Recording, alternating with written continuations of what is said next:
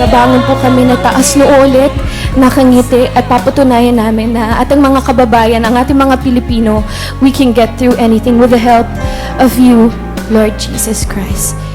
Up there is the longest 1.5 hour of their life, but it also showed the true spirit of humanity and the true spirit of Filipino. Surrender is not an option here.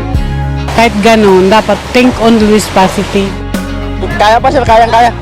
Para sa atin, para sa bayan. Huwag mawawalan ng lakas loob tulad nito. Nandito ang pag-asa sa mga Litinyo. Kahit ganito yung unos na dumaan sa atin, may pag-asa pa rin natin. Matatayo ulit natin yung taon, tsaka buhay natin dito.